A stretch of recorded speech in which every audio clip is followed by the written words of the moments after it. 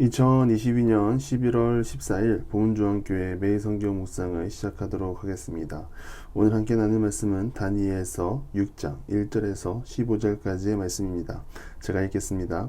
다리오가 자기의 뜻대로 고관 120명을 세워 전국을 통치하게 하고 또 그들 위에 총리 셋을 두었으니 다니엘이 그 중에 하나이라. 이는 고관들로 총리에게 자기의 직무를 보고하게 하여 왕에게 손해가 없게 하려 함이었더라. 다니엘은 마음이 민첩하여 총리들과 고관들 위에 뛰어남으로 왕이 그를 세워 전국을 다스리게 하고자 한지라. 이에 총리들과 고관들이 국사에 대하여 다니엘을 고발할 근거를 찾고자 하였으나 아무 근거, 아무 허물도 찾지 못하였으니 이는 그가 충성되어 아무 그릇됨도 없고 아무 허물도 없음이었더라. 그들이 이르되 이 다니엘은 그 하나님의 율법에서 근거를 찾지 못하면 그를 고발할 수 없으리라 하고, 이에 총리들과 고관들이 모여 왕에게 나아가서 그에게 말하되 다리오 왕이여 만수무강하옵소서. 나라의 모든 총리와 지사와 총독과 법관과 관원이 의논하고 왕에게 한 법률을 세우며 한 금령을 정하실 것을 구하나이다. 왕이여 그것은 곧 이제부터 30일 동안에 누구든지 왕 외에 어떤 신에게나 사람에게 무엇을 구하면 사자굴에 던져넣기로 한 것이니이다. 그런즉 왕이여 원하건대 금령을 세우시고 그 조서에 왕의 도장을 찍어 메대와 바사에 고치지 아니하는 규례를 따라 그것을 다시 고치지 못하게 하옵소서 하며, 이에 다리오 왕이 조서에 왕의 도장을 찍어 금령을 내리니라.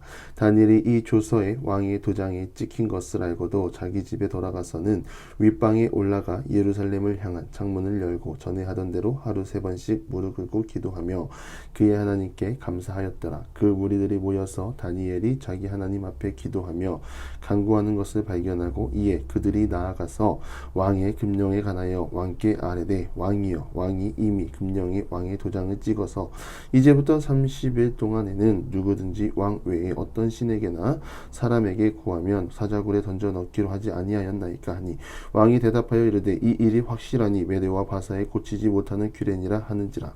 그들이 왕 앞에서 말하여 이르되 왕이여 사로잡혀 온 유다 자손 중에 다니엘이 왕과 왕의 도장이 찍힌 금령을 존중하지 아니하고 하루 3번씩 기도하나이다. 왕이 이 말을 듣고 그로 말미암아 심히 근심하여 다니엘을 구원하려고 마음을 쓰며 그를 건져내려고 힘을 다하다가 해가 질 때에 이르렀더라. 그 무리들이 또 모여 왕에게로 나와서 왕께 말하되 왕이여 메대와 바사의 규례를 아시거니와 왕께서 세우신 금령과 법도는 고치지 못할 것이니이다 하니. 다리오가 등장한다는 것은 바벨론이 무너지고 이제 메대와 바사가 제국을 이루었다는 것을 말합니다. 그런 다리오는 고관을 120명을 세우고 전국을 통치하게 했다고 합니다. 그 말은 자신의 한계와 부족함을 다리오는 알았고 나라를 더 효율적으로 다스리기 위해 그만의 방법을 추구한 것입니다. 그중 총리가 3명입니다. 그런데 우리가 앞장에서 살펴보았듯이 그때도 다니엘은 총리였습니다. 오늘 본문의 다니엘의 추정 나이는 80세로 보고 있습니다. 그가 여전히 총리일 수 있는 이유가 무엇이겠습니까? 마음이 민첩하여 다른 총리들보다 뛰어나고 하나님의 지혜가 있어 모든 것에 능한 것입니다. 하나님의 지혜가 있다는 말은 다니엘은 하나님을 떠나지 않았고 해가 거듭날수록 끝까지 하나님을 붙잡는 신앙을 놓치지 않았습니다. 한번 정한 뜻을 끝까지 지는 것은 신앙인에게 당연한 것이지만 이것만큼 어려운 것이 없습니다. 왜냐하면 내 삶의 주변에 일어나는 많은 일들이 하나님과 반대될 수 있도록 벌어지는 상황들이 너무 많기 때문입니다. 그럼에도 오늘 다니엘을 보면 사람들이 싫어한다 하여도 하나님을 믿고 사는 인생으로 모두가 다니엘을 미워한다 하여도 사람들에게 좋은 말을 듣는 것을 다니엘은 즐겨하지 않았습니다. 오직 하나님의 기쁨이 되기 위해 그의 인생을 바쳤습니다. 다니엘을 통하여 하나님은 우리에게 많은 도전을 주십니다. 그중 하나는 믿음을 지키며 살며 손가락질 받아도 사람이 나를 구원에 이르게 하는 것이 아니라 하나님이 구원의 자리로 이끈다는 사실을 꼭 기억하시기 바랍니다. 다윗은 자신의 원수와 싸우지 않고 하나님께 기도했습니다. 자신의 원수, 자신의 억울함을 하나님이 풀어달라고. 결국 그 일은 하나님이 해내셨습니다. 또한 우리가 하나님을 정말 잘 믿고 잘 따라서 4절의 말씀처럼 우리를 고발할 근거가 없게 하고 아무 허물도 찾지 못하고 하나님 나라에 충성된 일꾼으로 허물 없이 살아가는 모든 기도의 용사들이 되기를 바랍니다. 다른 고관과 총리들이 봤을 때 흠 없는 다니엘이 딱 한 가지 흠이 있었습니다. 하나님을 향해 기도하는 모습, 이방 나라 왕을 숭배하는 것이 아니라 하나님께 기도하는 다니엘을 곤란에 빠지게 해야겠다는 생각을 한 것입니다. 이 다니엘의 고관들은 다니엘 옆에 있었던 이 고관들은 얼마나 기쁜 일이었을까요? 사람이 악해지면 진짜 똑똑해집니다. 어떻게 이런 생각을 하지라고 생각이 들 정도로 똑똑해집니다. 고관들의 눈에 들어온 다니엘의 기도 습관, 이것을 이용하여 왕에게 갑니다. 가서 30일 동안 누구든지 왕 외에 다른 신들에게 무엇을 구하면 사자굴에 넣겠다는 조서를 작성하고 이것을 아무도 고칠 수 없게 하는 간청까지 합니다. 이 악한 일을 꾸미는 사람들은 얼마나 기뻤을까요? 눈에 가시인 다니엘이 이제 눈앞에서 그것도 사자의 밥이 되어서 사라질 생각을 하니 참 기쁠 것입니다. 여러분, 하나님이 이 대목에서 우리에게 주신 위로는 악인은 형통할 수 없다입니다. 악인은 자신들이 지은 죄의 값을 그대로 받게 되어 있습니다. 하나님이 꼭 갚아주십니다. 그래서 우리는 우리에게 손가락질하고 비난한다 하여도 우리가 하나님 앞에서 정직하다면 정직한 우리를 해하려고 하는 악인은 하나님 앞에서 엎어지게 되어 있는 것입니다. 그래서 우리는 우리가 마땅히 있어야 할 자리를 지켜야 합니다. 무슨 일이 있어도 하나님 앞에 기도하며 그 자리를 지켜야 합니다. 다니엘이 지금까지 총리를 할 수 있었던 이유, 그의 청렴함도 있었지만 다니엘을 해하려 하는 악인들을 하나하나 상대하지 않았고 하나님의 길을 갔습니다. 결국 그 많던 사람들은 다 떨어져 나가고 강대국의 왕도 다니엘을 인정합니다. 우리가 오늘도 그런 사람이 될 수 있도록 힘쓰고 날마다 그러한 은혜를 사모하며 나아갑시다. 세상의 법보다 더 큰 법이 하나님의 법입니다. 세상의 법을 따라가다가 절망을 만나지 말고 놀라운 하나님의 법을 따라 영원한 생명을 누리는 모두가 되기를 바랍니다. 다니엘의 행동을 보십시오. 세상의 법 앞에 두려움이 없습니다. 제가 고민을 했습니다. 다니엘이 어떻게 그의 마음에 변함없이 하나님을 집중하고 하나님을 끝까지 붙잡을 수 있었을까? 그런 궁금증이 생기지 않습니까? 고민을 해보니 다니엘은 봤습니다. 하나님의 놀라운 능력을 직접 눈으로 봤습니다. 그것은 느부갓네살 왕의 꿈 해석을 보면 답이 나옵니다. 꿈을 해석해 주었고 그 해석대로 지금 똑같은 현상이 다니엘이 살아가고 있는 시대에 일어난 것입니다.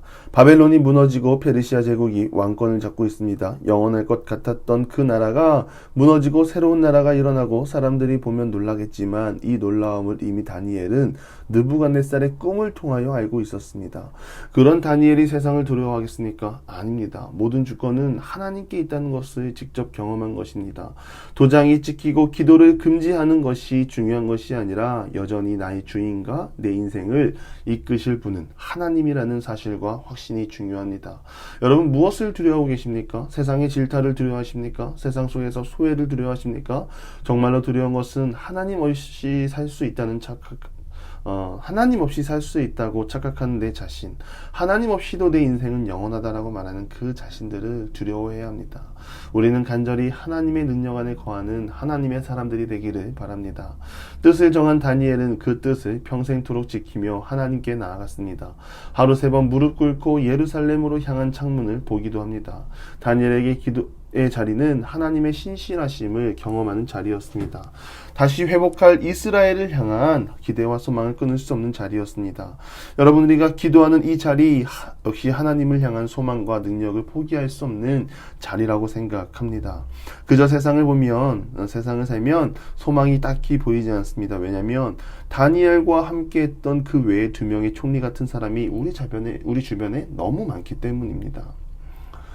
그러한 상황 속에 우리가 온전히 서 있을 수 있겠습니까? 날마다 마음이 무너집니다. 무너지고 상한 심령을 다스릴 수가 없습니다. 가뜩이나 세상이 악한데 악한 세상 속에서 악으로 끌어들이려 한다면 우리는 실패하고 좌절할 수밖에 없는 것입니다. 그러나 우리가 기도의 자리를 찾고 기도하며 하나님 앞에 나아갈 때 우리에게 무너진 소망이 다시 회복될 줄 믿습니다. 무너진 자존감이 올라가고 무너진 심령이 새로운 힘을 얻고 하나님 앞에 나아갈 줄 믿습니다. 우리가 기도의 기도의 자리에서 하나님이 주신 은혜를 날마다 받고 은혜로 살아가는 하나님의 사람들이 됩시다. 누가 나를 고발하면 어떻습니까? 하나님이 나를 지켜주시는데 우리는 그러한 믿음으로 하나님을 바라보고 믿음 가운데 응답하시는 하나님을 붙잡고 나아가는 우리 모든 기도의 용사들이 되기를 간절히 축원합니다. 기도하겠습니다. 하나님, 세상이 손가락질하여도 우리는 하나님을 보는 사람이 되게 하시옵소서. 세상이 나를 싫어한다 하여도 그것에 흔들리는 마음, 상한 마음으로 하나님 앞에 나가는 것이 아니라 그럼에도 나를 지키시고 인도하신 하나님을 보고 살아가는 하나님의 사람이 되게 하시고 무엇보다 기도의 자리를 통하여 하나님의 위로와 소망을 경험하는 하나님의 사람들이 되게 하시옵소서. 예수님의 이름으로 기도드리며 이제는 우리 구주 예수 그리스도의 은혜와 하나님의 극진하신 사랑하심과 성령의 감화 감동 교통하심이 하나님께 마음을 고정하고 하나님의 위로와 소망을 경험하며 나아가기로 소망하는 사랑하는 보문주와 함께 모든 기도의 요사 위에 이제로부터 영원토록 함께 하시기를 간절히 축원하옵나이다. 아멘.